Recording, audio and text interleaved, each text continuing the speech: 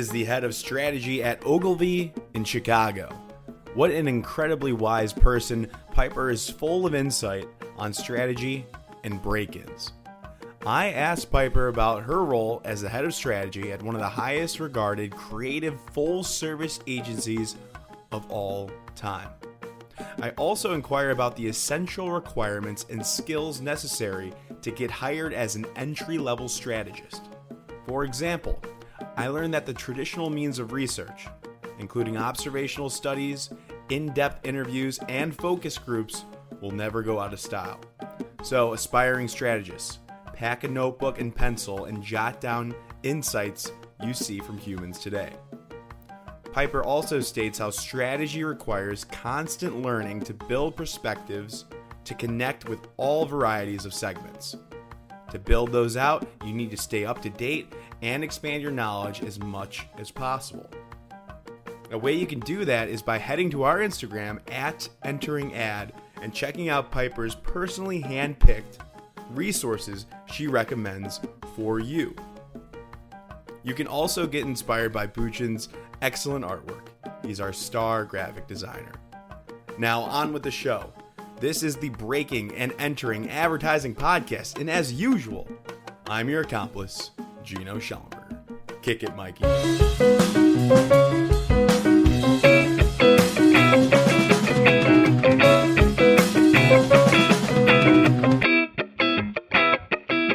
Piper Dolan, welcome to the Breaking and Entering Advertising Podcast. Thank you so much for coming on. I know you're busy, and I appreciate it. Thanks for having me. I am thrilled to chat with you tonight. It's great to be here. Appreciate it. Awesome. So I'm excited. You are an esteemed guest. You're the head of strategy at Ogilvy in Chicago, Illinois. Is that correct? That is correct. I've been with Ogilvy for nearly 11 years, and I've been running the department there for about 3.5. So you run the whole strategy department at Ogilvy? I do. I head up the strategy department at Ogilvy Chicago specifically. So we've got many offices, and Chicago's a pretty big one. But that's the department that I head, which has many different flavors of strategy within it. So what flavors of strategy are there? I just thought there was one. Right. Who would have thought? No, I think strategy is one of those incredible disciplines that's just spidered off into so many specialties, whether it's, pure brand strategy or really getting into the weeds with some digital strategy, connections or engagement strategy, even, thinking about, content strategy and data and analytics as a part of kind of using data to inform strategies. So they all kind of sit under this beautiful umbrella of strategy, and we all get to interact and help one another and really lean into the different facets that strategy helps, to inform how brands grow. Nice. Because I understand the movement of data is so important. I always like to think about how Accenture bought Droga5, and that was a big deal because Accenture is super data focused, a lot of money, and people worried that Droga was going to lose their creativity. But in fact, they've been doing pretty well because of that data and that background. Have you guys saw an increase in data, like maybe investments on the back end or anything that you guys are trying to do initiative wise? Yeah, I feel like data is, the buzzword, right?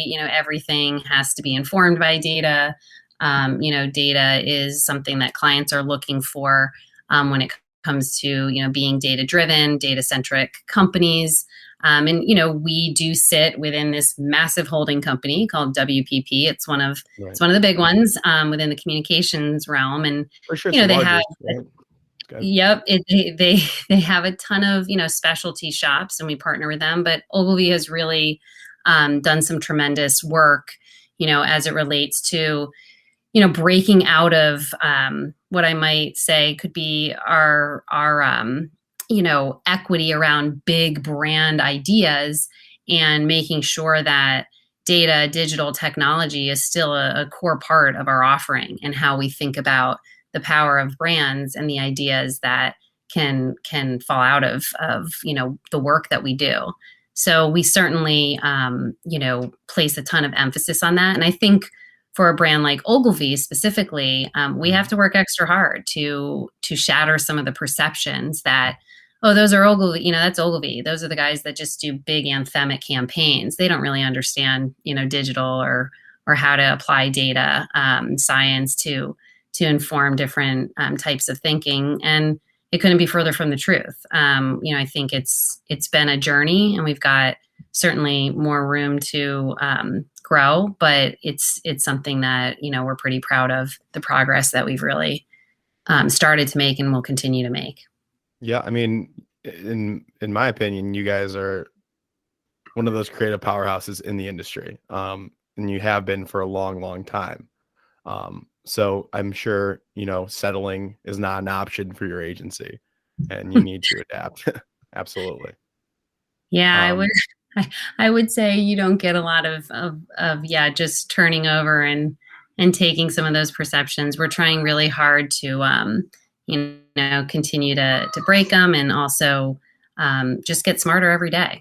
It's definitely an industry with a lot of competition. So, and it's far, far, bigger than just other agencies. We're competing with consulting agencies. We're competing with all sorts of different organizations now that just weren't even on the radar, a decade ago. that's absolutely right. That's absolutely right. Some people are worried about those larger agency shops because they might not be nimble. So that puts all the pressure on you. And it looks like you guys are working on that and doing well, because you still are putting out award-winning work, still influencing culture. I think I'm impressed that, you've been there for 10 years and you've been in strategy, brand planning since the beginning, right? What made you want to go into that strategy realm? And then also, like, how did you stay in it for so long? Yeah, I think I did get really lucky in that I was able to, learn about strategy and bring it into, my world at such a, young age, starting my career. And, it was one of those things that did somewhat accidentally happen. I was interning at the Richards Group, and I was actually interning in account management. And there was those accounts that just their scopes couldn't really afford to have, a ton of strategic thinking, and bodies scoped on it. And I was able to kind of serve that role of, hey, we need to gather some insights here. Hey, we need to, talk to some consumers over there. And hey, we need to really think about how we can inspire different creative teams.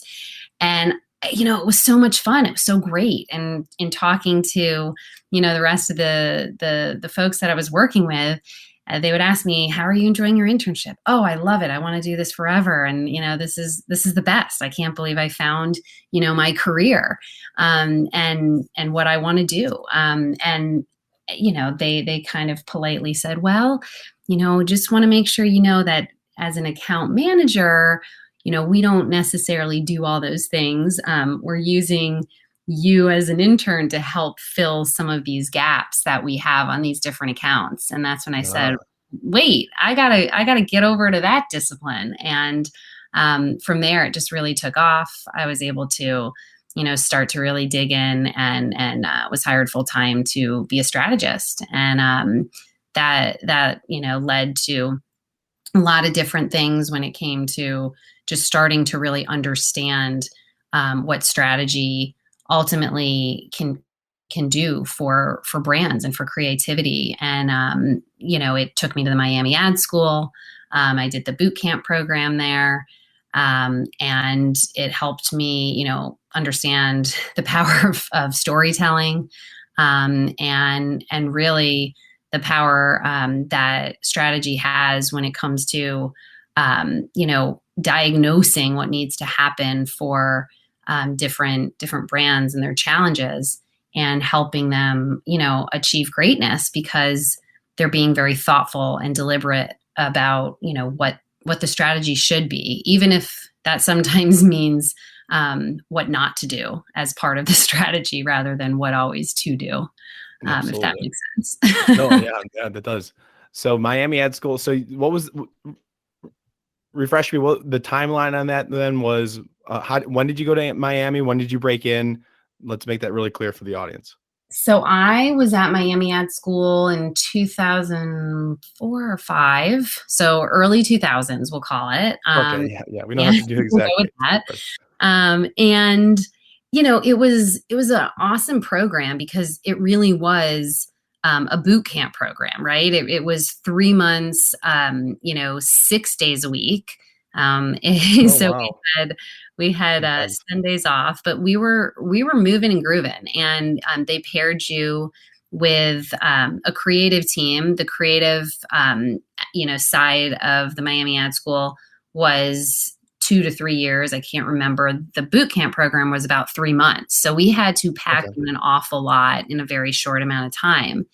And what was great about it is, going to college and taking some different marketing and advertising courses was great. I got some fundamentals and what the textbooks say about the industry. But the boot camp, Miami Ad School boot camp, really helped to bring in strategists who were working in the industry, who were, bringing their experiences into the classroom, who were bringing consumer challenges and objectives into our project assignments. And it gave us definitely some more real world learning and application without actually, being at an agency. So it was just it was a little bit closer to kind of understanding the meat behind what it is that we're going to be doing when we do, get to that agency experience. And, for me, it certainly, helped as I went back to the hmm Richards Group and really started to kick it into full gear and apply the learnings. I think That now said, they I keep going. still think you've got to. It is one of those. It's one of those industries that you've got to do it. You've got to live kind of this world of marketing to really and practice it. You don't do it. You practice it. It's not like accounting where 2 + 2 is always going to equal 4. What we do is why it's so fulfilling and why it's so unique is that there's so many different strategies to think through and to choose from and to objectively try and weed out. And it's our job to find what's the best strategy to meet these objectives, to answer these different challenges, to speak to that consumer. And that's Mhm. what makes it so fun. Absolutely, and I think so.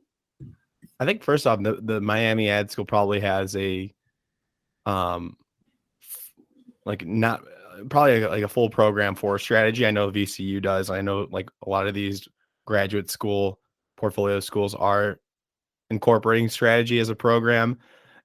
Do you recommend those? I mean, you did the boot camp and you loved it. The real instructors showed you how to do things. When you are hiring or your team or if the recruiter, whoever is that's hiring for entry level brand strategists, are they looking for those people that have that graduate experience after undergrad? Because it seems like it. What's your view on that? Yeah, I think that the I think that Miami Ad School would probably kill me for saying this. I don't think it's necessary. I don't think it's ever going to be listed as a requirement on, a job description for a strategy position at an agency. But I Right. do think it's something that, especially with the Miami Ad School, I found that you get out of it what you put into it. So you can go through the program, you can probably get your certificate, and learn a couple things. But if you really, get into the program, really start to think of, the different assignments as if they could be, real assignments from the client. The creative teams you're working with, they will be real creatives at, real agencies one day. I do think you get an awful lot out of it because you start to really put yourself in the shoes of, what you're ultimately going to be living.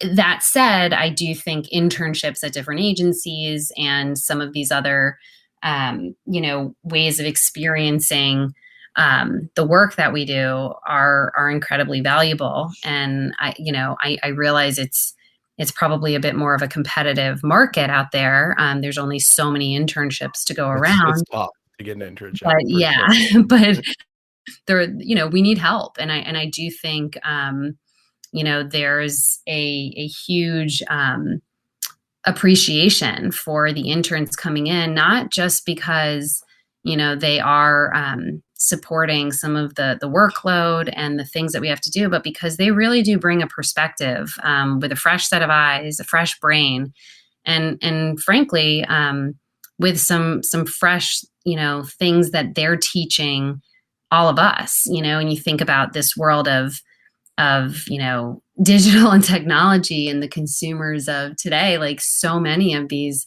young students coming out of school or in their last year of school. I mean, they actually can teach us a ton about things that we just are maybe too tunnel vision to really think through, or maybe myopically approaching something in a way we've done before. So I do think there's a new value that they bring that's now been much more appreciated, especially as we've kind of started to come out of this pandemic. Sure. What do you think makes a great strategist? Whether it's entry level talent that you've worked with, or just somebody that has been on your team or in your life that you've noticed that really sets strategists apart or keeps them in for the long term? Yeah, it's a great question. I think a lot of times you'll get the canned answer of they have to be incredibly curious, and they have to be, a great storyteller, and they have to, be able to inspire creative. And I think all of that is true. I do think that there's an innate part of most strategists who, really they want to dig in. They really can't help but want to solve for something real. And I say that because I think what makes a great strategist is to really recognize and understand what is that tension that we're solving for. If we're just trying to put a fluffy, nice idea out into the marketplace, I don't think we're going to necessarily be successful.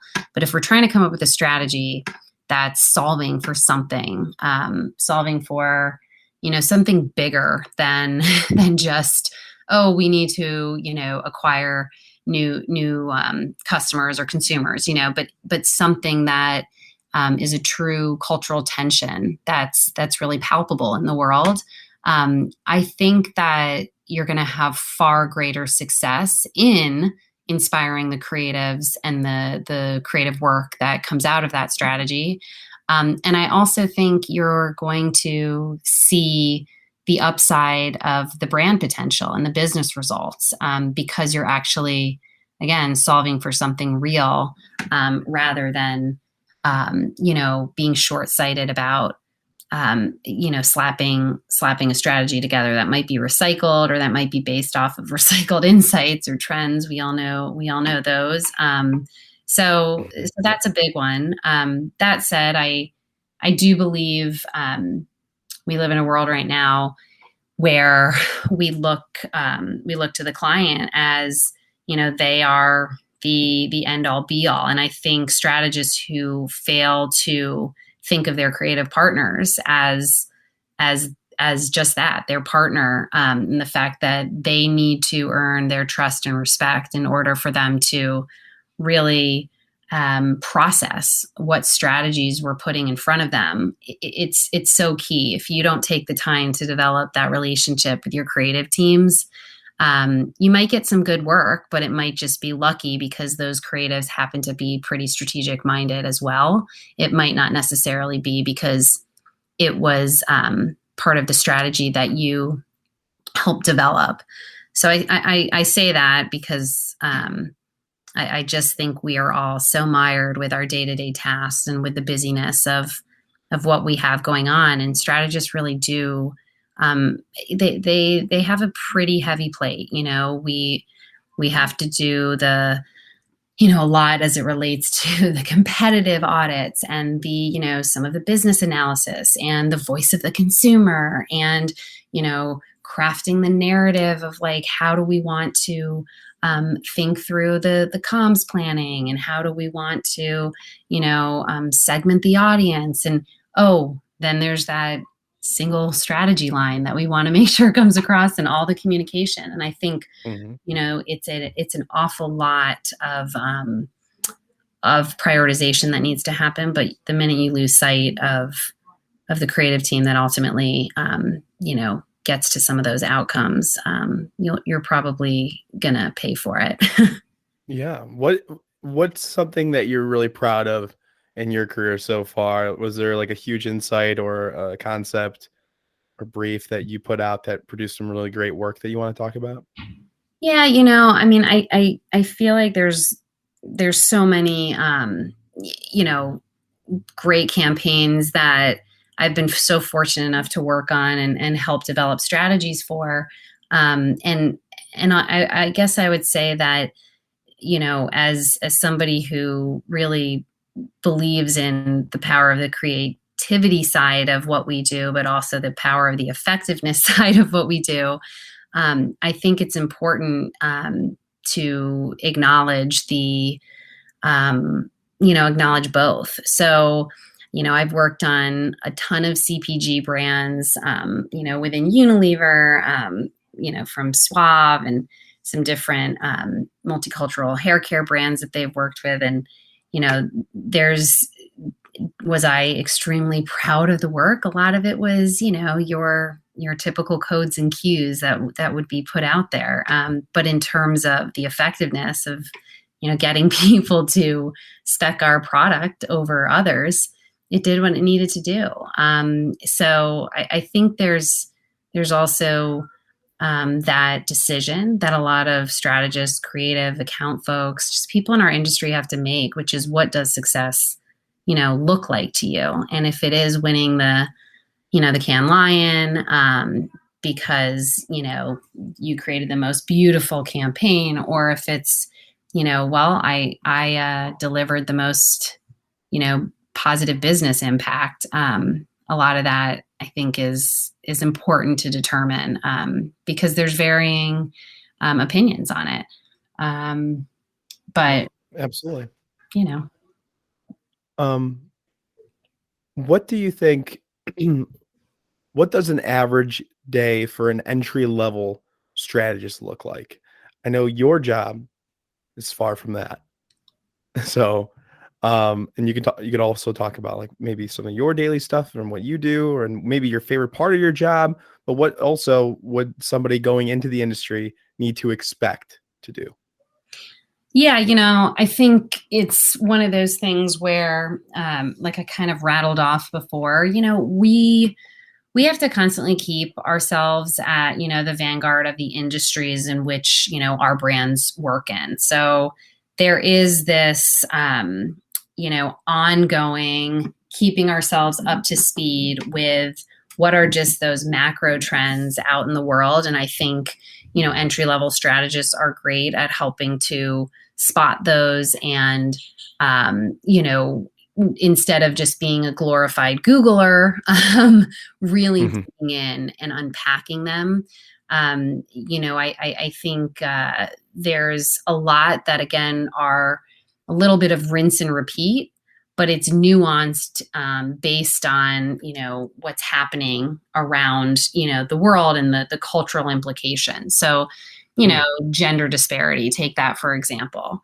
That's certainly, a topic that has come up quite a bit. And, I think it's, well, how do we unpack it within today's world, within the way in which we're potentially going to, market some products? So, you take brands that take cleaning products, for example. I've worked on some of those. How do you make sure that is there a potential to say, what, women typically, do more of the housework, right? When it comes to those things, is there a strategy to unlock and something that we can solve for? But I think it's it's our job to interrogate those trends and insights, and entry, level strategists, I think, get really excited about doing that versus strategists who've kind of seen some of these trends, for years now. They might Hmm. miss something. So I think that's one thing, and bringing that, again, fresh perspective, like I mentioned earlier.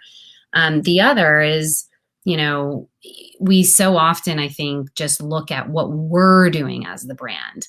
What's the best thing for us to do? And we might just scratch the surface on what our competitors doing. Oh, here's their new campaign. The positioning is this, the tagline is this, and here's a couple screen grabs of, whether it's a digital video or whatever they're doing, social posts.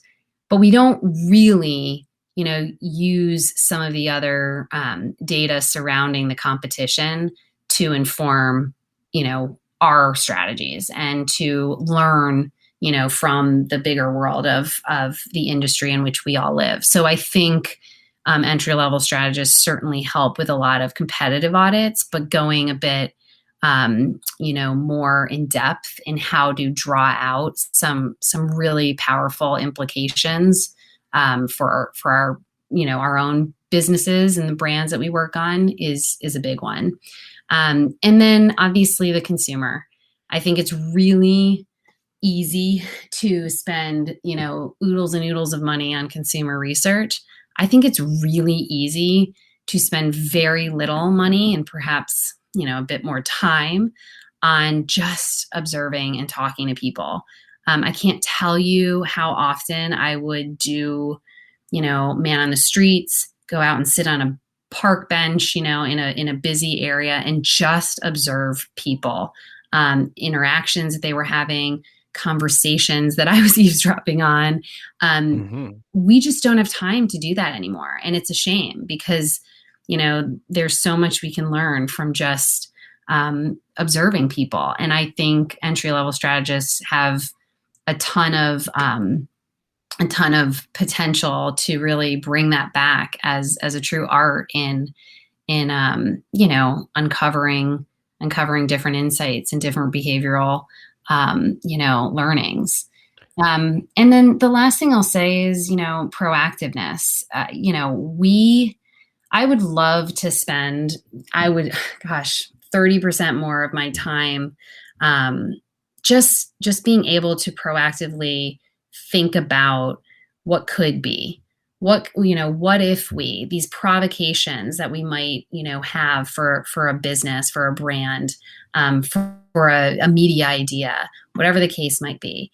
And, it's very easy to get distracted. It's very easy to have another client request come through that has to take, priority. And I do Yes. think, I think that if we don't foster that proactive, thinking and thought leadership, that can really be incredibly valuable, we're going to miss out. So I think that's another area that entry level strategists can help with. And what's great about that is while we definitely, I believe in having a balance between, again, data informed strategies and thinking, research informed data and, research informed strategies and thinking, all of that. But I also believe in your gut, and I think the balance there is great. So for entry level strategists to be able to just use their gut to kind of think through some of those proactive ideas and thoughts, that's incredibly valuable to the business, and Yeah. they shouldn't be afraid to, write those things down. Just, even if it's on the back of a napkin, it really doesn't matter. But I do believe that, Hmm. they can be little gems and You golden. know, I love that, and that actually is super inspiring.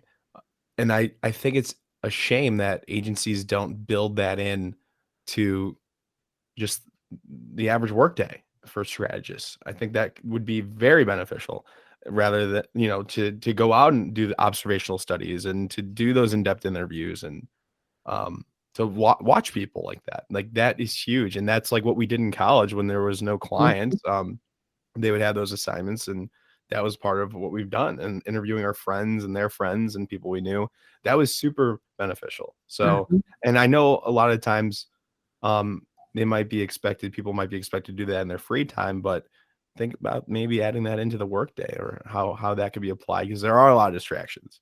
And I know we're working from home now, but maybe in the future that could be on the plate. Absolutely. Yeah, we one of the things that I like to talk about within the department at Ogilvy is there's like three philosophies that I have, and they're all centered around learning, which sounds super cheesy, but as I've talked about, before, I do believe that learning is one of those things within strategy. There's no finish line here because you can't just learn it once and then it stops, Right. right? The trends are Right. always coming, the new behaviors are always occurring, the insights are always there, to gather and discover. And I think when you think about learning as this theme and principles put, around it, I like to really drive home this idea of a laboratory as one analogy, which is go into the lab, experiment, take, an idea and start to play and start to see what happens and fail fast and start over and do it again and welcome a new body into the laboratory with you to do more experimenting. But take the time to go into the laboratory as often as you can. The other analogy we talk an awful lot about is it was inspired by my kids starting school. They go to Montessori school, and I think it's really cool that they're learning based on their interests, and that's guiding how they're learning and going deep in different areas. And I think as strategists, go, if there's an area that's interesting to you, go explore it, like really dig in. If you don't know as much about digital strategy as you want to, go shadow some meetings, go read up, the different, Weeby Award winners and the story behind them. I think that the Montessori way of, letting your interest guide what you spend most of your time on is really, really cool. And then the third analogy around this learning topic is really about this idea of a teaching hospital. And I joke, you want the heart surgeon who's done it, 20,000 times to do your heart surgery. But it's very important that we remember you've got to nurture and grow, these students. And I think it goes both ways now. I actually find myself being the student more often than not with some of these, younger kids coming into the industry because, they're teaching us things that, just they weren't around when when I started my career. So this notion of a teaching hospital and the, reciprocating, the learning and teaching and student and teacher and all of that is really powerful. And I think we do a great job of mentoring one another. But I do think, again, we get mired with the busyness that, the day brings.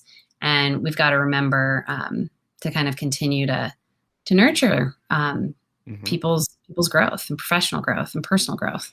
Those are fantastic. Those are fantastic. And what are some of those resources or things you look at to stay knowledgeable, to keep up to date? I mean, when you're in your free time, what do you find yourself reading through? Any books or any cool resources like that? Yeah, absolutely. I mean, I definitely, have my subscriptions to, whether it's Mark Ritzen's, blog, or reading I love me some Seth Godin. I think Julian Cole, he's got Planning Dirty Academy, and that's amazing. He's got, a ton of free resources, and, I get a ton out of his newsletter, even though some of it is geared towards kind of strategy 101. And then obviously reading the Byron Sharp, how brands grow is incredibly important. Having worked with a lot of clients and brands who just cannot eat his words up anymore. It's important to understand, what they love about him, and the power of distinctive assets, but also how are we going to figure out ways to perhaps get a slightly additional point of view in the mix, as it relates to some of this stuff. And I think work's great because it actually has different case studies, whether it's from, the award winning campaigns out there, but it also has some really great best practices and subject guides, articles from different research journals. So really love that. And yeah, I mean, and then I certainly listen to a lot of different podcasts. So, it's really nice to dig in and kind of just take a break. The Overthinkers is one that I like.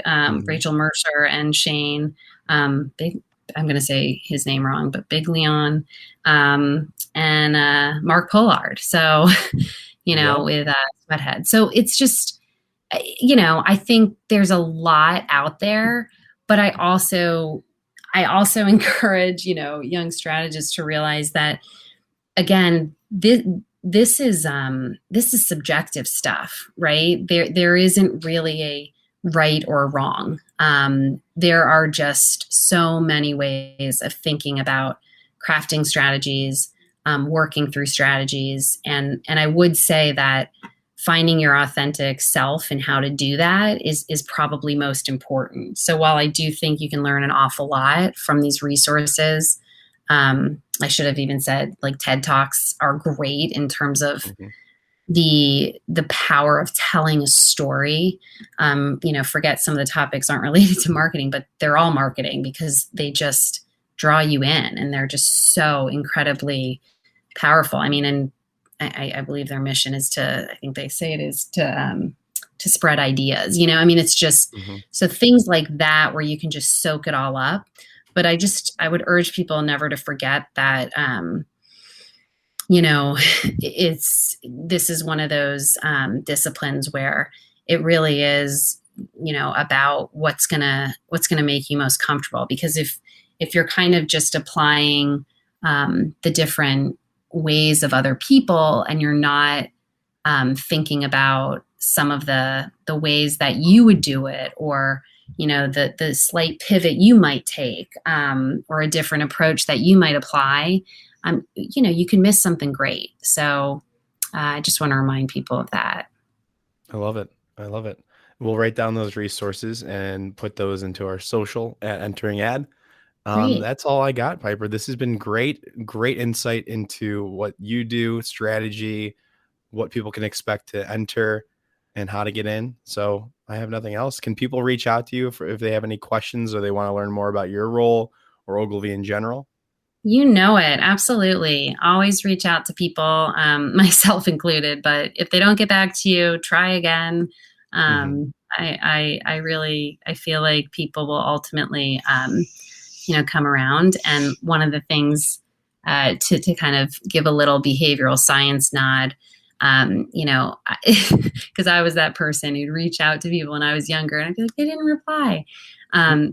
Give them the nudge and kind of force them to empathize with you. So, even asking it as a question, rather than, just saying, do you have 15 minutes of your time, or, any availability next week? Maybe ask the question, reframe it a different way. Like, do you remember when you were just starting your career?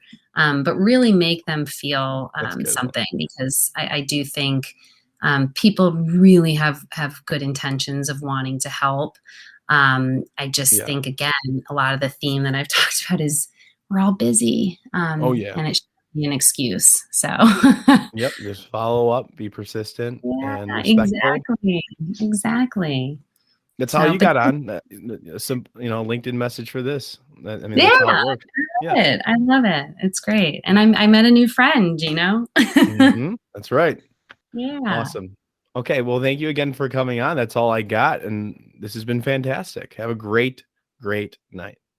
Thanks. You too. Bye. Bye.